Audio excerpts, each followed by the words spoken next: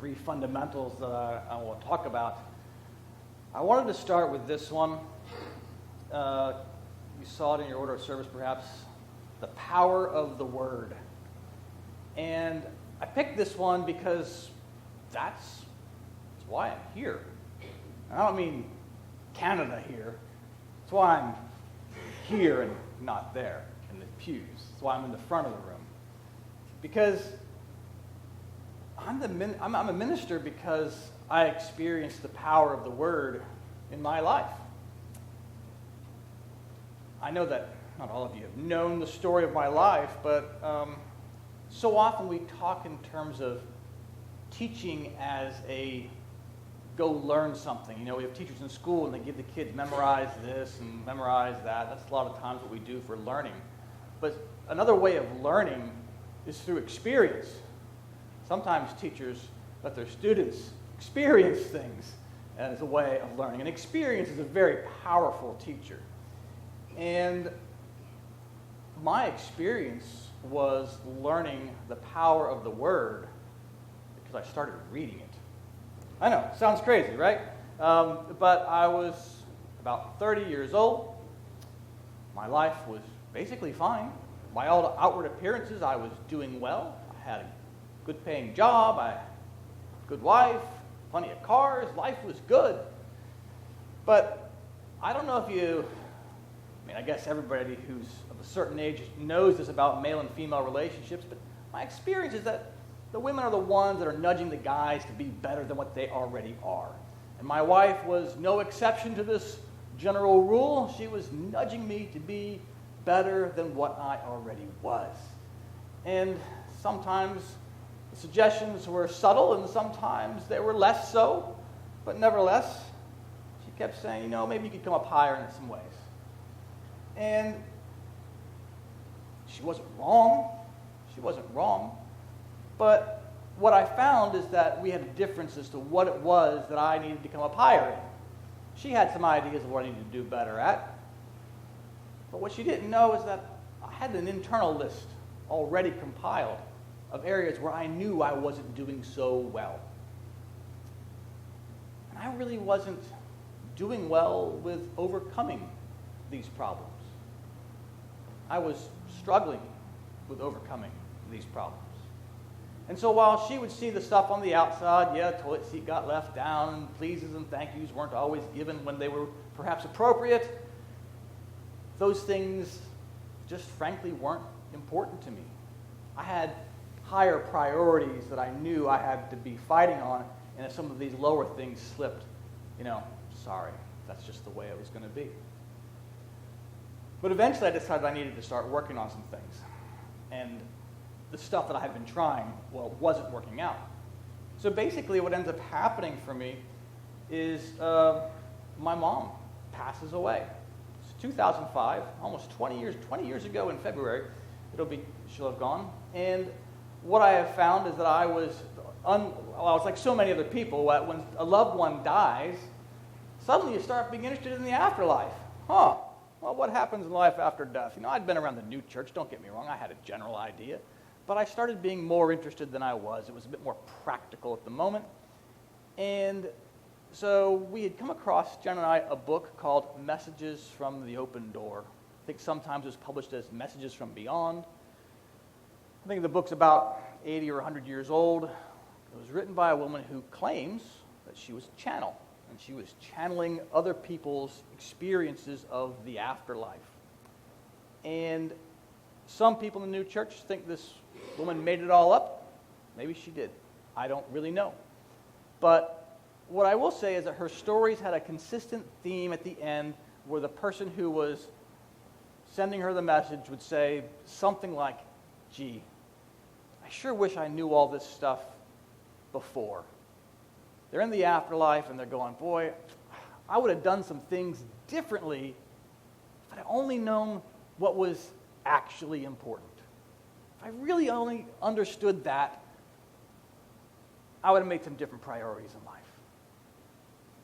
And I'm thinking, yeah, I feel that. I get that very much. That I'm perhaps making some choices that I'm going to one day regret. So, as I was saying, a lot of my attempts at some change weren't really working. I remember I had this little voice in my head that says, read the Word. I'd gone to new church schools throughout most of my life, and this ministers, I couldn't tell you who it was, but ministers telling me over the years, read the Word, read the Word. And I remember kind of laughing at the suggestion. Like, come on, I got real problems. What is this going to do for me? But I was also at a place of feeling like I got nothing to lose. I got nothing to lose. I will give it a shot. Costs me nothing. So I did. Chapter a day, started Genesis 1 chapter every day. I had a bright idea as well that I'd read Arcana to go along with it. Well, that exploded my brain. Didn't get very far in that. My father-in-law, as I'm telling him this, he says, well, here, try the Dole Notes. This is a Swedenborg for dummies, and you're a dummy, so here, take this. Right? No, he would never say that. He would never. He's too nice. He's too nice. But he did give me the Bible study notes, and I read those religiously with my daily readings. And it a month into it, I noticed my head was such a much better place to be. It was quieter. It was more pleasant. It was relaxed and easygoing, and I was pretty happy with this. I was like, oh, okay, yeah, huh, who knew? Who knew? Apparently the ministers knew. Yeah, they're the ones. And as I'm reading these stories in the Dole Notes, and I get to the part in Exodus, right? Moses and all that, right? That story is about being freed from slavery, freed from a materialistic life. And I'm going, yes, that's me. I'm working really hard as a commissioned sales guy. Every day is about making sales. Every month is about being the top sales rep. Every month is about beating the guy next to me. Every call, every minute, every day, money, money, money. I'm like, yeah, slavery. I hear you on that.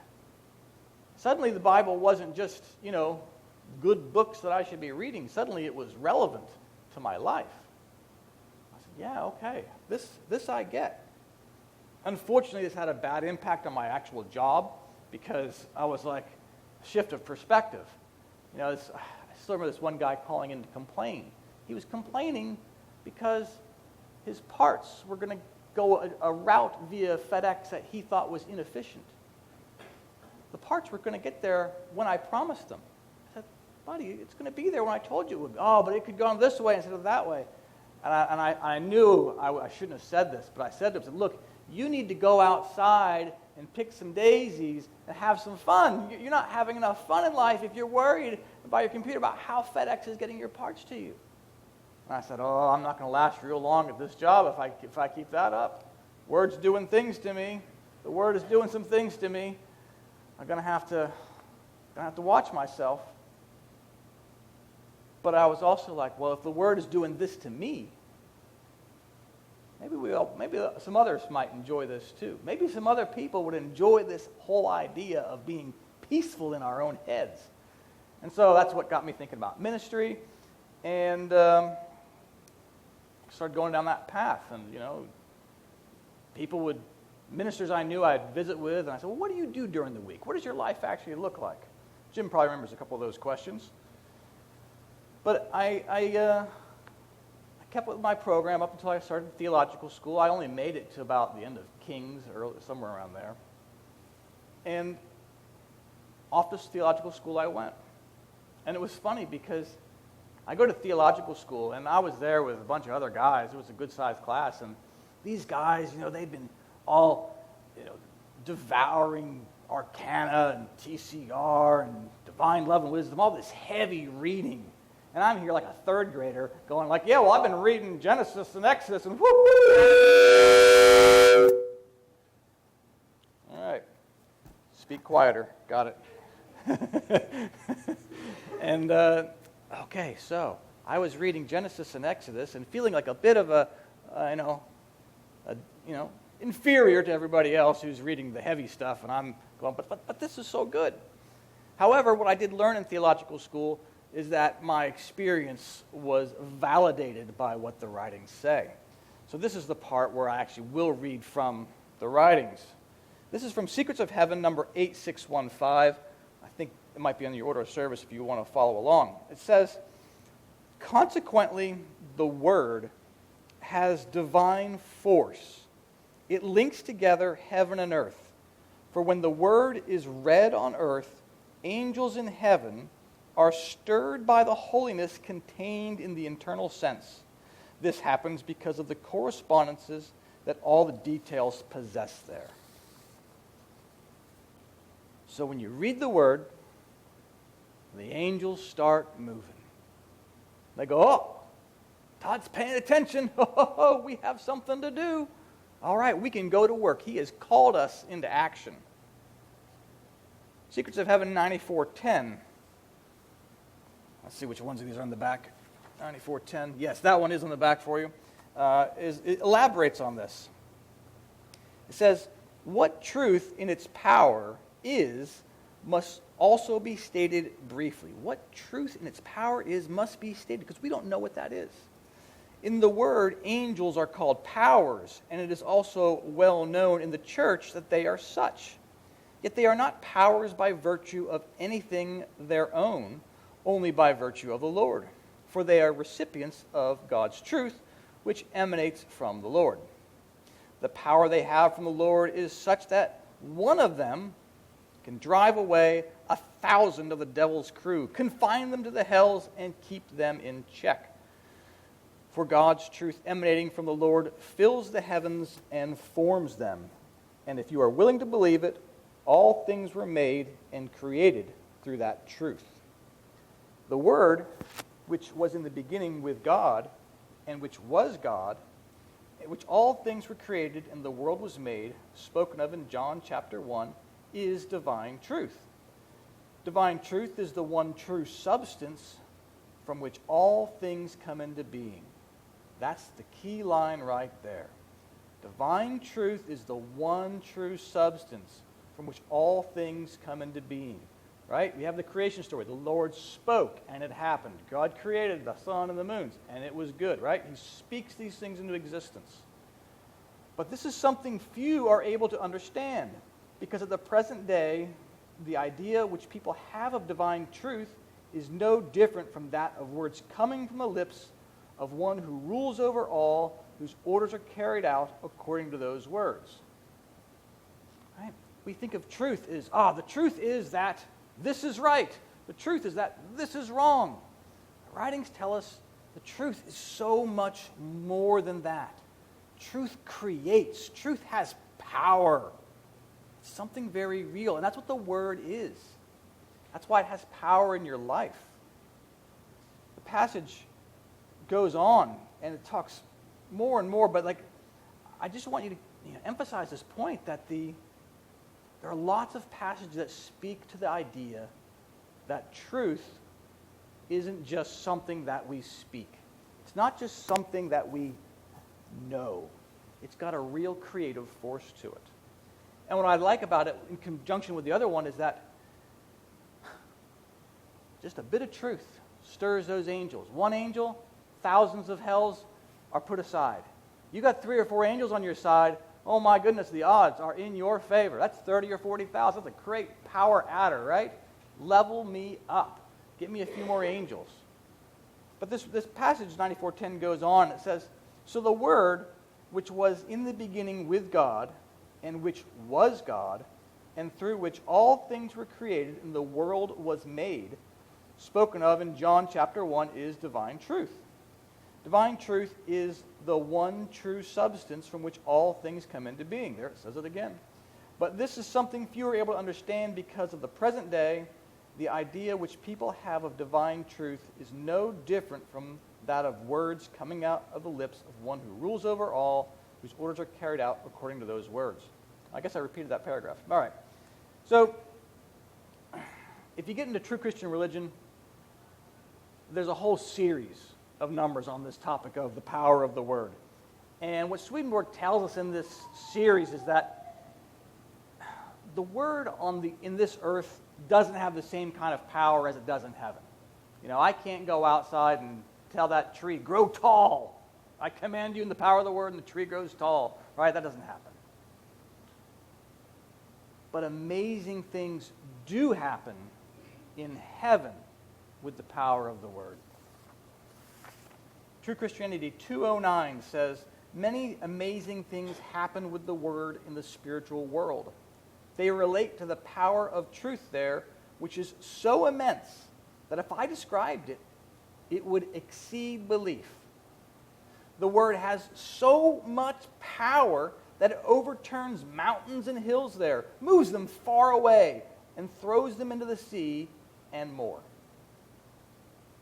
It's really powerful, right? It's really powerful. Into the sea you go. So, how does that work? Here I am telling you the word can change your life. Well, it changes your life not because of what it does in this world, but your mind is in the spiritual world. So when you're reading the word, those angels get stirred, they come up around you, they surround you in the spiritual world, and guess what? That affects you right here and now. Your mind raises up. You get out of the daily muck, out of the grind of worrying about money and jobs and all this stuff, and just lifts you up. It's one of my things about coming to church. You come to church not to learn necessarily something new. You come here to reset your spiritual compass throughout the week. You have enough earthly stuff going on the week. Come here, lift your mind up a little bit higher. So, I get to this point in the sermon and I realize everything I've written and put together, I haven't actually read from the literal sense of the word. And this is a whole sermon about the literal sense of the word. Hey, something's missing here. And my lead-in is a prayer that I heard from another pastor. You may have seen this prayer in your life too, but the prayer goes something like this. It says, I'm here today to hear the word of God. I am who it says I am. I have what it says I have. I can do what it says I can do. In the days ahead, we'll use that prayer in church sometime. Because I think it's a really good prayer. And when it comes to the power of the literal sense of the word, that relates to what we're going to read. Because if you look in what the writings say, corresponds to the power of the literal sense of the word. You're looking at Moses, Joshua, the judges, Elijah, Elisha, all these powerful prophet figures. Right? These guys represent the power of the literal sense of the word. So when you have a prayer that says, I am what it says I am, I have what it says I have, I can do what it says I can do, it's talking about all those prophets. You can part seas. You can heal the sick. All these things you can do. And yes, it helps to have an idea of what the spiritual sense of these miracles is. When you go through these prophets and look up what the writings say about the literal sense of the word, the power of the literal sense, they often divert you to Samson. Samson, right? Really strong. In his final moments, he pushes the pillars of the temple down. It all crashes on them. And amazing. But I don't really want to read you a story about Samson today. Because in my life, the most relatable story is about the children of Israel coming out of Egypt. And we have that story of Moses versus Pharaoh and being saved from materialism. And so I'm going to read to you now an edited down version of the crossing of the Red Sea. And it's really important to note how this story ends, because it carries a big teaching there for us. It's from Exodus chapter 14. It says, Now the Lord spoke to Moses, saying, Speak to the children of Israel, that they turn and camp before Pi-Hahiroth between Migdol and the sea, opposite of Baal-Savan. And you shall camp before it by the sea. For Pharaoh will say of the children, They are bewildered by the land, and the wilderness has closed them in. Then I will harden Pharaoh's heart so that he will pursue them. And I will gain honor over Pharaoh, and over all his armies, that the Egyptians will know that I am the Lord. Key line right there. The Egyptians will know that I am the Lord. How powerful is this going to be? The Egyptians aren't going to think they just got unlucky. The Egyptians aren't going to think that the Israelites are just kind of smart. No. Everybody's going to walk away and know this was the Lord. So Moses said to the people, do not be afraid. Stand still and see the salvation of the Lord, which he will accomplish for you today. For the Egyptians whom you see today, you shall see again no more forever. The Lord will fight for you, and you will hold your peace. Then the Lord said to Moses, stretch your hand over the sea. The waters may come back upon the Egyptians on their chariots and on their horsemen. And Moses stretched out his hand over the sea, and when the morning appeared, the sea returned to its full depth, while the Egyptians were fleeing into it. So the Lord overthrew the Egyptians in the midst of the sea, and the waters returned and covered the chariots, the horsemen, and all the army of Pharaoh that came into the sea after them. Not so much as one of them remained, but the children of Israel had walked on dry land in the midst of the sea. And the waters were a wall to them on their right and on their left. So the Lord saved Israel that day out of the hands of the Egyptians. And Israel saw that the Egyptians dead on the seashore. Thus Israel saw the great work which the Lord had done in Egypt. So the people feared the Lord and believed the Lord and his servant Moses. The children of Israel, they experienced the power of the Lord right there. They weren't just told about it. They saw it. They witnessed it. They felt it. Right? And that's what I'm saying to you is what will happen when you read the Word. I say it because it happened to me. I read the Word, and I notice through my contact with the Word, and just like I say, a chapter a day, in a month I was noticing I was feeling better. Now I don't doubt anymore in the power of the Word. I know that when my head isn't right and I'm not in a good place, it's telling me I haven't been reading the Word as I'm supposed to be. I've gotten out of my habit. I've gotten out of my ritual. Uh-oh, you're feeling crummy? Well, it's probably not just the weather. It's probably you haven't been doing what you're supposed to be doing. Haven't been taking your medication, your vitamins.